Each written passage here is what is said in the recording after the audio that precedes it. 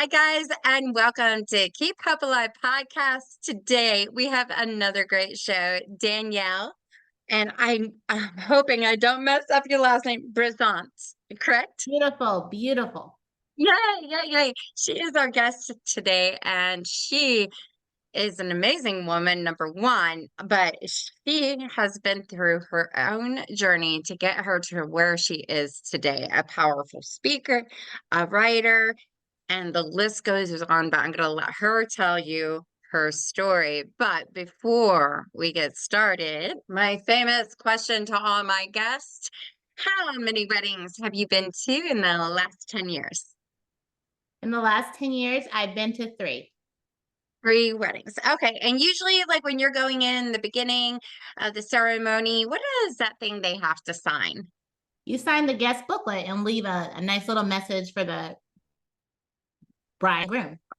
Yes, definitely. Cool. Okay, so one of our sponsors here, their name is Life on Record, and I'm going to just throw .com there. But what they do, instead of having that guest book, they have a vintage rotary phone they place there. So the Love guests it. can go up to the phone, pick it up, and leave a message. Hi, congratulations on your wedding. We're so happy for the both of you. Many years to come. Or you may have good friends that come and it's about time you put a ring on her finger and made her a real woman, whatever the message may be. I love it. Yeah, it's congratulating it. So, but what they do is the guests will be able to go up there, pick up and leave that message. Right next to it is a QR code they can scan with their mobile phone. So they can leave a message either before or after that event too. Now, once all those messages are collected, Life on Record will burn them on a 10-inch vinyl record, or they have this cute little boom box they store all the messages in. So if it's like a year from now and you're sitting back and you're eating that top cake, you can listen to the messages. And what better gift is voice and hearing somebody wish you the best? It's great. I love it. So Love the creativity. I know. And I love the pricing on it for a year. It's only $99. So check them out, guys. Their website is www.lifeonrecord.com. So, Danielle, let's get right into it. Let's have fun with this podcast or this fun interview, whatever we want to call it. But I want to know who Danielle is. Thank you for that question. Thank you for having me as a guest today. And I like the setup because that's different.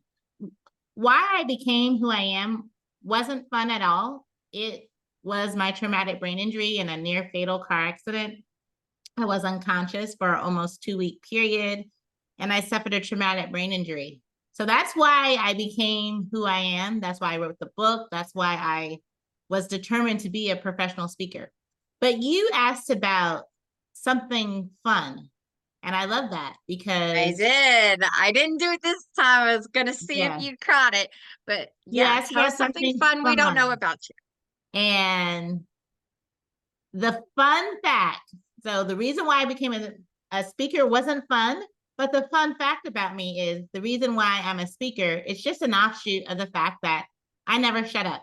I've been like this ever since I was a little girl. In the words of my mother, I never shut up. I love to talk. I love to speak to people. I'll walk up to strangers and I can start a whole conversation just about anything, just whatever is on my mind that day. I love speaking to people. I love the art of communication, as we should call it, but I don't Yes. shut up. And that's the fun fact about me. Yay. I love that. And your energy is so good and you have a good glow and you can Thank just you. tell. And I mean, this journey, yeah, I'm sorry you had to go through that car accident. And of course, I want to ask about it because it is what made you you and how you got to where you are. So we're going to start right there. Would you like to open up and talk about what had happened? It was in the year 2012. I was coming home back to my off campus. I was a college student at the time. I was going back to my off campus apartment, coming home from church that I had gone to that day.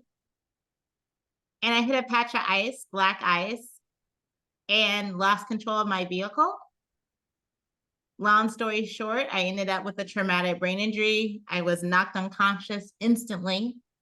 And there were several miracles that day. Before they could even put me in the ambulance, I went into cardiac arrest. So I stopped breathing. The police officer who saved my life, Officer Michelle Smothers Omar, she's now a lieutenant in the Cedar Rapids, Iowa police force where the accident happened. She saved my life. She had to administer CPR to my unconscious body and restore my breathing before they could even put me in the ambulance after the traumatic brain injury. So that was the least of my worries, the brain injury. I went into cardiac arrest right after I suffered the brain injury. And I was within a minute and a half, roughly, of going into organ failure before I started breathing on my own. They were breathing for me, and I was not breathing. I just learned this. I did a podcast with the officer who saved my life, and I just learned Oh, the wow. details. Yeah. I wasn't breathing. She had told me when we met that I had stopped breathing and gotten into cardiac arrest. I didn't quite realize till this year how long it was.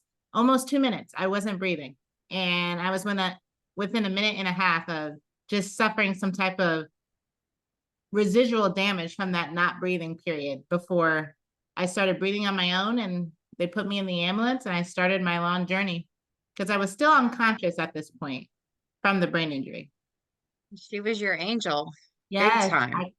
I call Oh her my my gosh. guardian. I call her my guardian angel. Yes, definitely. And black ice. Oh my gosh.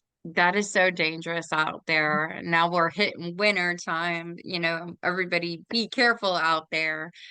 My cousin had something similar where the car flipped. Like, I Mm. don't know if yours flipped, but it was black ice. And Are they they okay? were all, Is your yeah, cousin okay? it was on a campus, Notre Dame campus.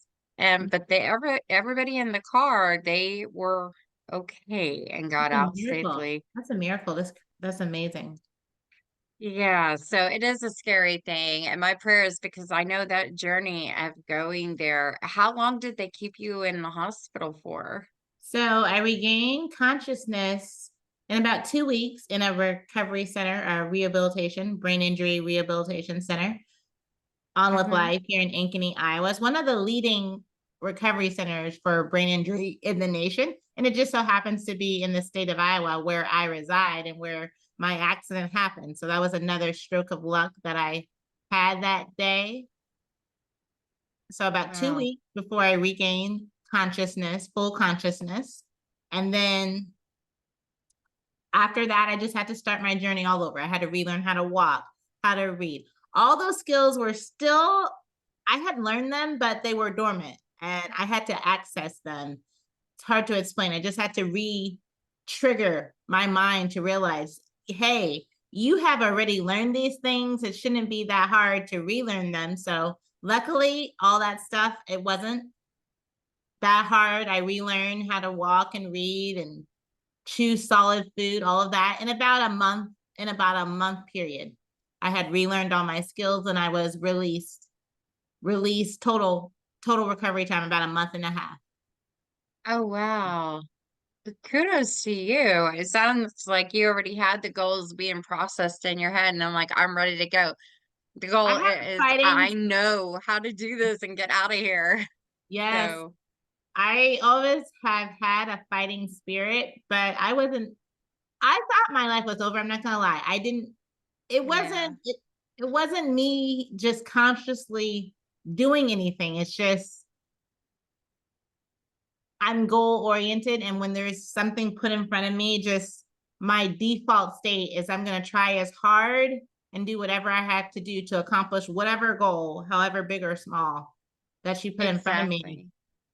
So But Well, I, look at you. Look where you are today. yes, Yay. I I mean, did not know. I did not know. I went through a dark period after recovery. After the medical recovery was over, the real recovery, as I say in my book, began because I got to a dark place in life. I became situationally depressed and I became suicidal because I was looking at all I had lost and I thought my life was over. I was 24 years old and I thought my life was over. I was about to graduate college at the top of my class. I had full scholarships to complete my bachelor's and my goal was to go on to become a corporate buyer. I had a prestigious internship potentially lined up and everything. I had to give up everything. I lost it all.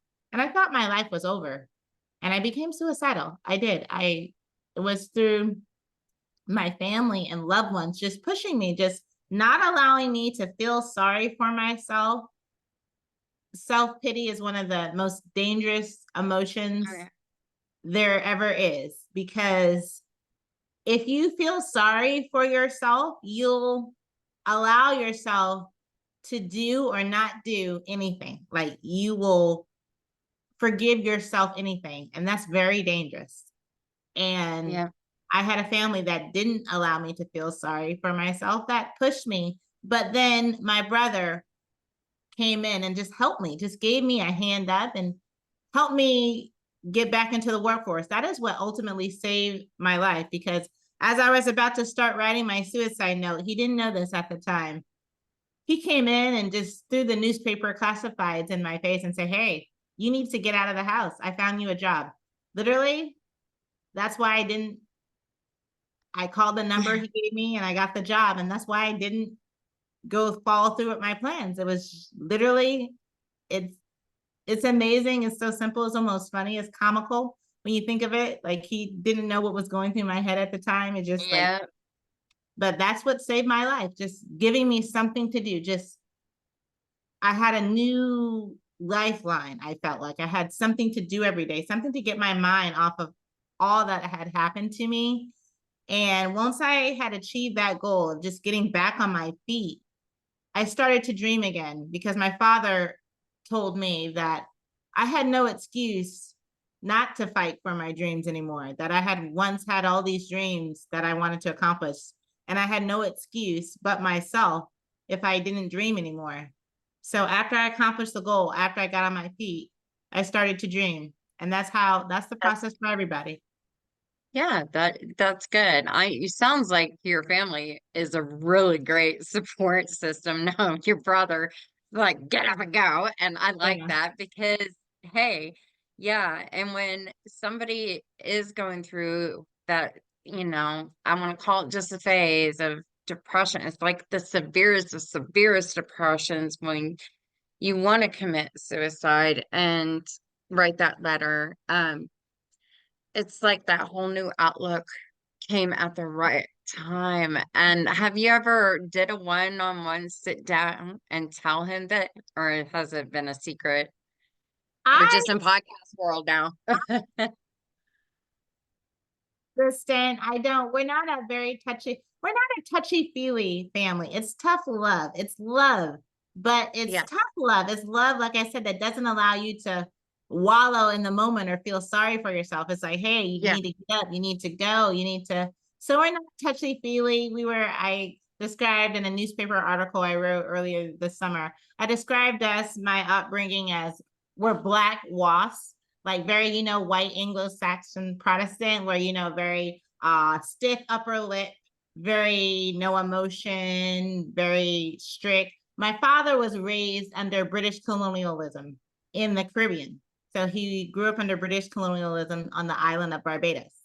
His father was a member his uncle was a member of the Barbadian parliament, very upstanding family. He had a nanny. So they were very strict. My father had he passed away in 2020. May he rest in peace.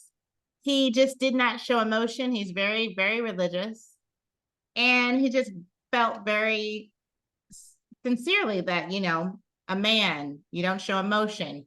You maintain a stiff upper lip. You hide your pain. You hide your You hide your emotions. And we've come to evolve in society where we now know it's healthy for men, just like women, to express emotion and to show emotion. But that was not the age my father grew up in.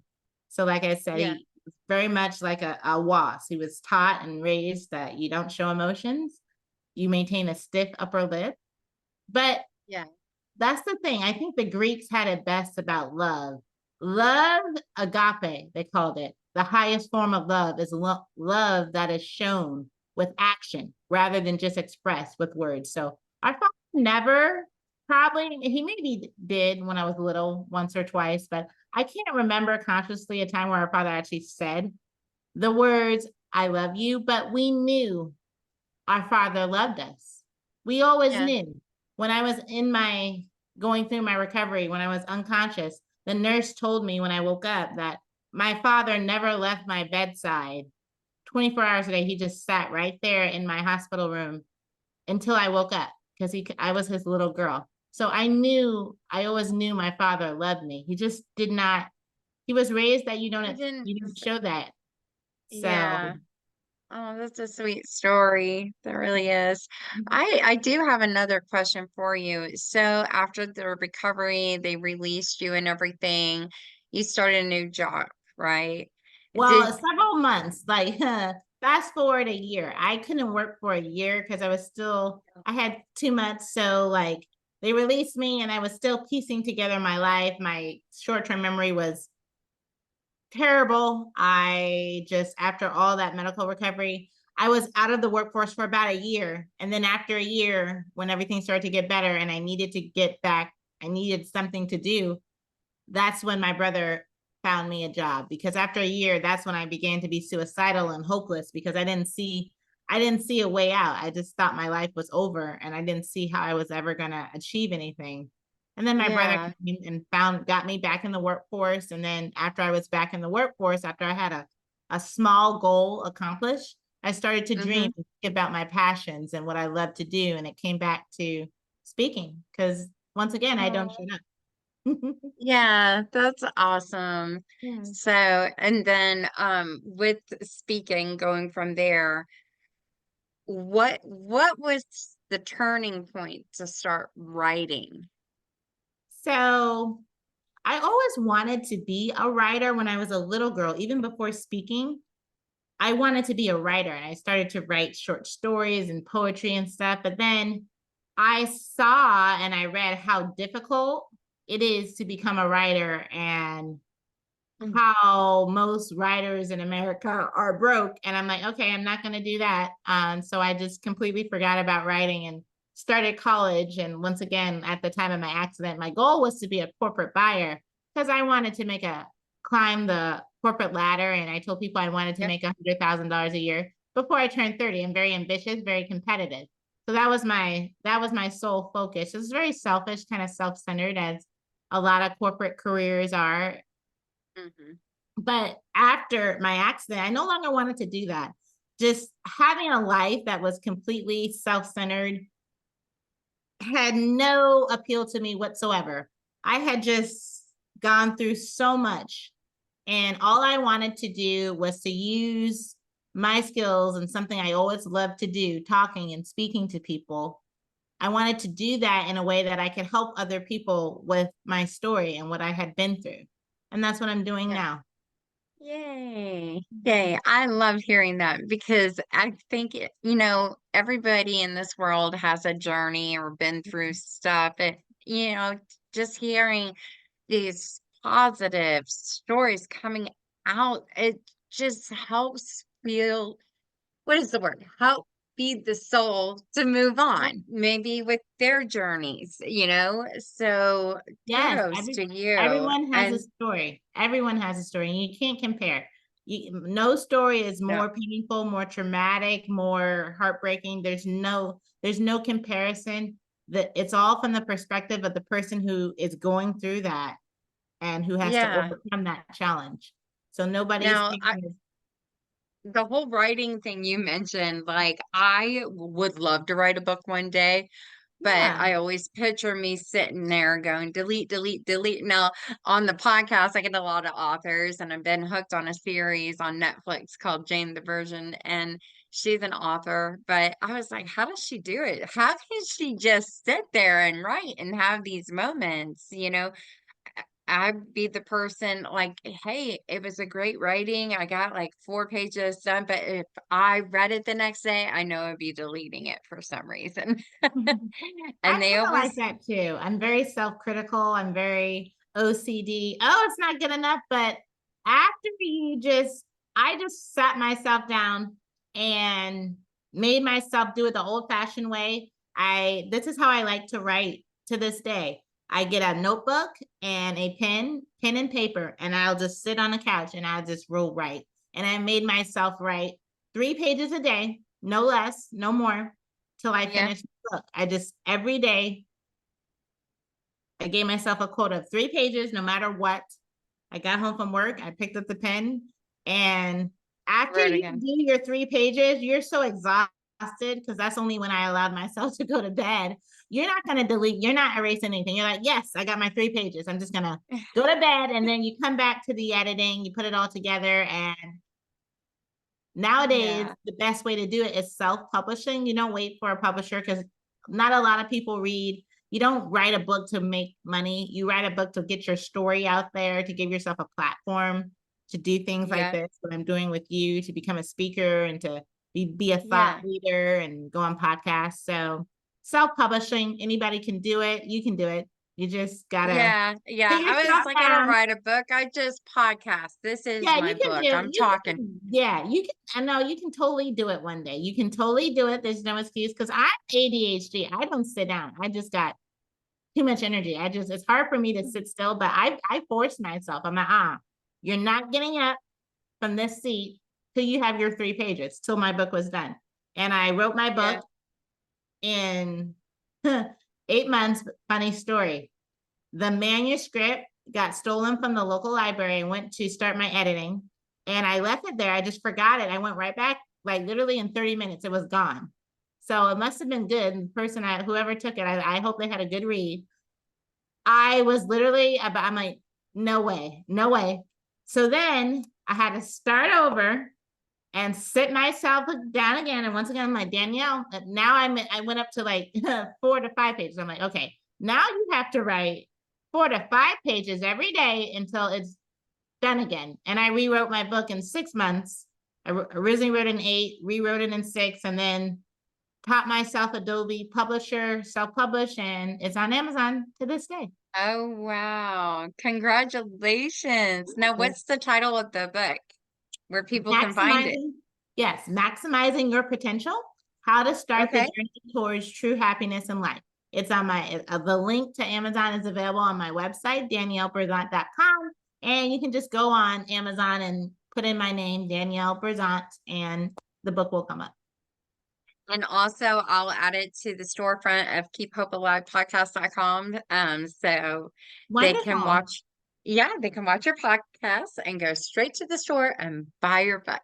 So Thank you. that Thank you for makes it that. easy, even for Christmas too, or Christmas. I'm sorry, Well, we any just other occasions. well, we have Christmas 2024 in 12 months coming up. I So know you can get it's it for only Christmas. 12 months. It'll Yeah, be here yeah, exactly. so soon. It'll be here before we know it.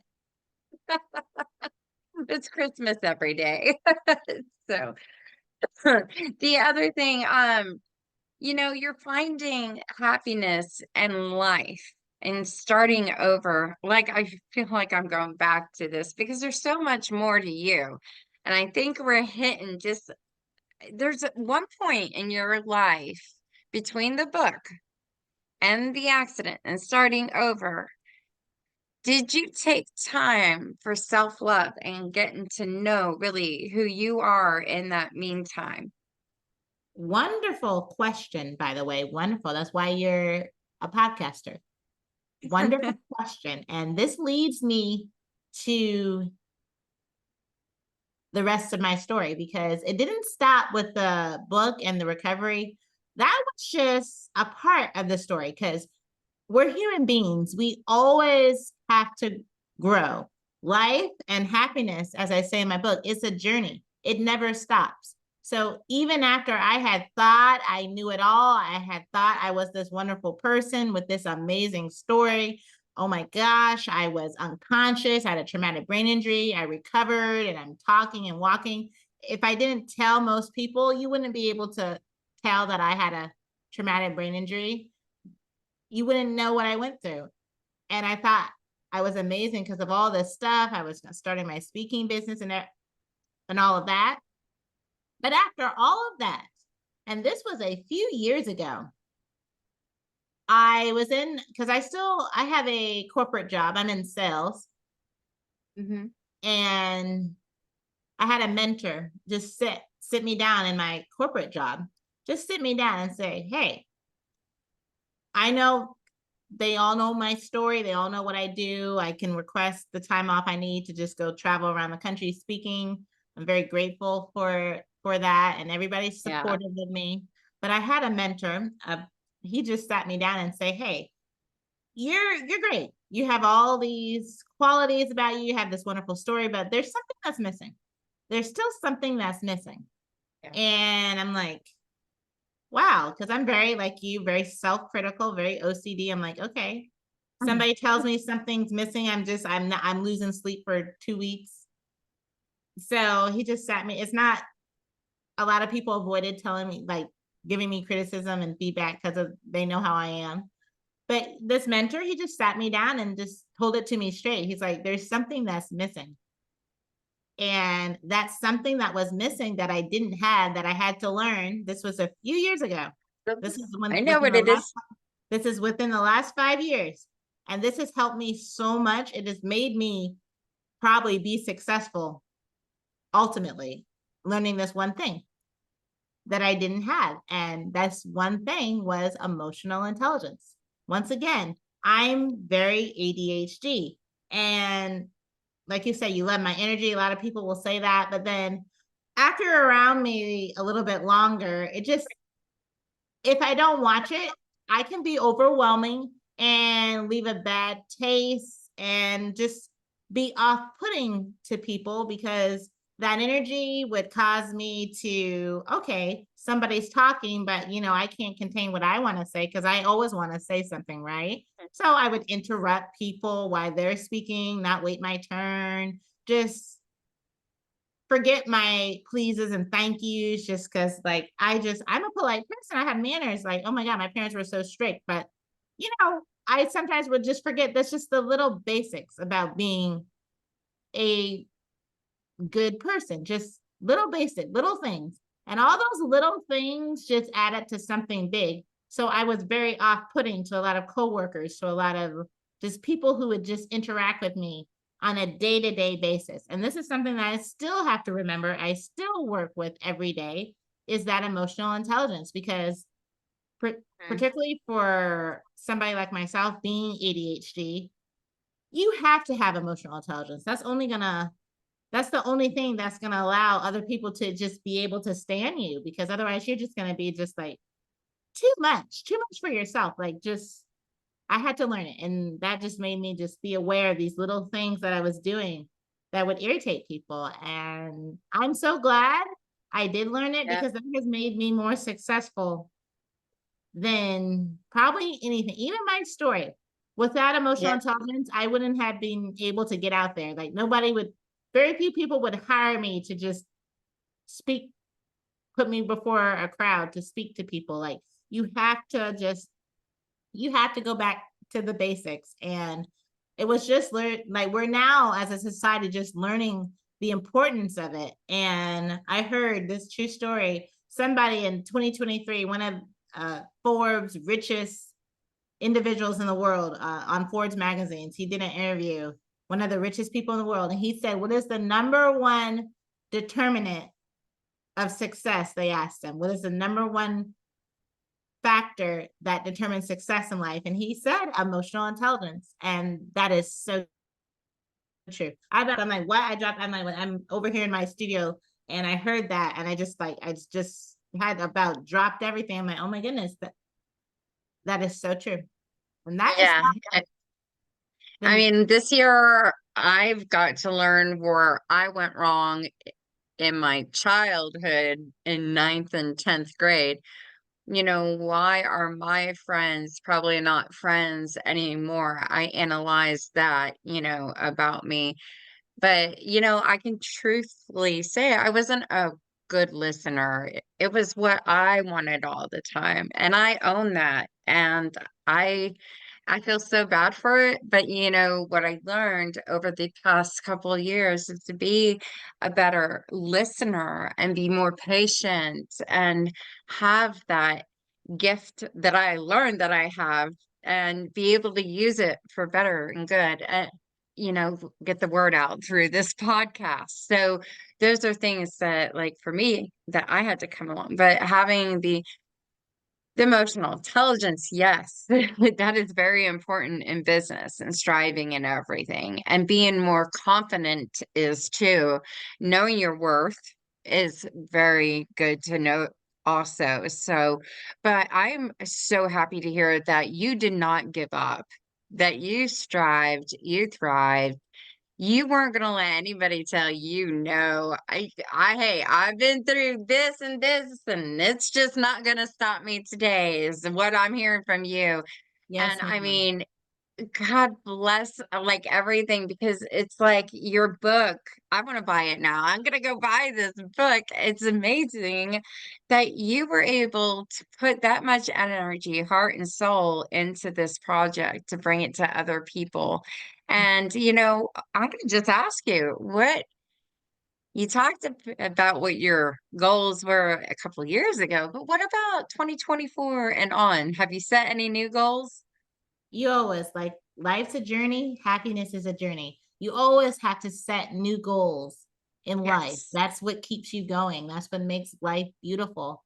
And yes, I'm always setting goals for myself. And 2024, just immediately, my immediate goal, I'm in the middle of confirming my engagements, my speaking engagements for 2024. I have an interview for a potential big keynote address I'm doing here in the Midwest right after it's at 5 o'clock. So in a couple of hours, right after I get off this podcast, I have to go into that interview for that. And I'm just hoping my 2024 will be more amazing than my 2023. And my 2023 was to date the most amazing year I've ever had. Like my business probably grew like 250% because all the stuff started to come back from COVID and all the in-person speaking Yeah. engagements. Because I started my speaking business because of the virtual speaking opportunities. I'm not a travel bug. I just set up a studio where I'm sitting right now and then just said, hey, I'm just gonna talk to people Yeah. from home. And I was excited about that so that I didn't have to live out of a suitcase. I still don't want to do that. So everything has come back from COVID. I just kind of exploded in 2023 and I did my first keynote addresses, my first opening day keynotes. I did that in April 2023 and just I'm hoping my 2024 will be better. Still better yet still than 2023 and that was been my best year yet. So you always have to Yeah. set new goals for yourself. And I'm just living See, the journey and on this journey towards true happiness because I understand what it looks like for me. And it looks different for everybody, but the process is the same for everyone. It's hmm with achieving a goal. Then you find your passion and then Yeah. you chase your dreams for the rest of your life. And that is the Yep. most fulfilling, beautiful journey you'll ever be Yeah. on. That's what happiness looks like. Yep. That exactly. I love those. Those words are perfect. So Um, chasing your passion and happiness. Yeah, that's how my 2024 is looking. And I had to learn not to be shy. Can't believe I'm admitting to being shy, but I got over I that don't one. think any Texans are shy. I don't think you can be shy in the state of Texas. It's illegal. Especially a Jersey girl caught in Texas. We're not too shy. I mean, I could Oh be no, driving on the it's road. What not. are you doing? Get off the road.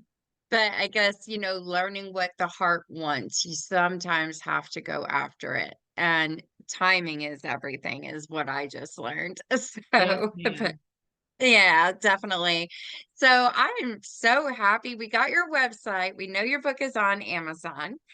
And you're coming up and you're on our best wishes for all your adventures coming up. I just wanted to make sure I touched all bases with you, right? Mm-hmm. Well, cool, cool, cool, cool. Well, I want to thank you so much for coming on to our podcast. And I also really want to quickly thank all of our sponsors that are on Keep Hope Alive. Also, as we talked about, lifeonrecord.com, your interactive guest book. Reach out to them, get that vintage phone, have fun, and leave those messages for great people.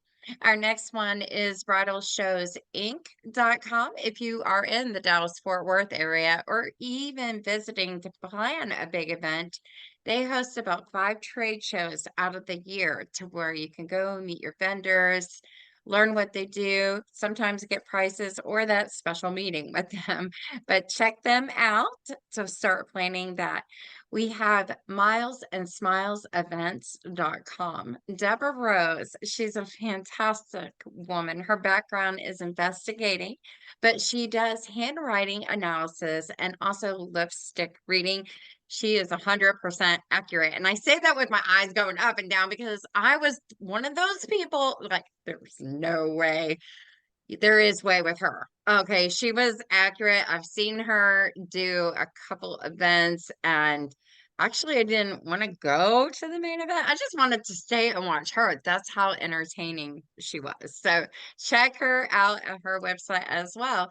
Then we have richmondpunch.net, and he is a violinist, graduated from the Juilliards, has performed in front of millions of people with his violin work and a few lifetime shows here and there, whatever.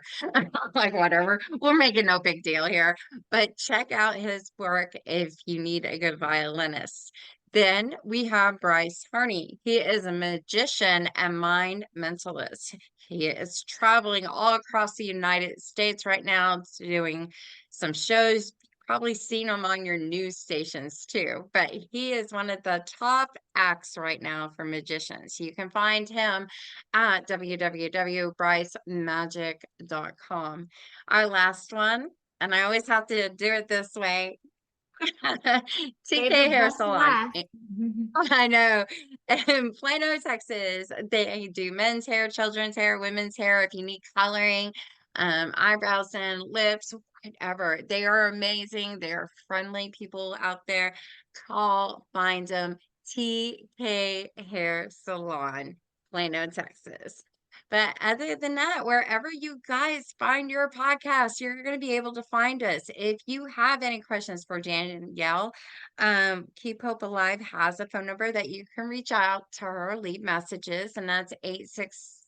Oh my gosh, brain fart. See, I told you there's bloopers. 866-733. No, it's 800.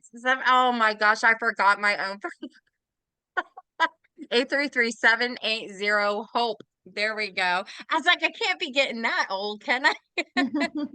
But call that number, leave a message. Also on the website, there is a sidebar that actually lets you leave a voicemail too. So whatever you do, the phone number or the voicemail, she'll get it.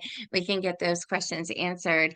I will post her book and all her social leads for you too. So thank you once again, Danielle, for being on our show. And till next time, guys, mwah, love and light.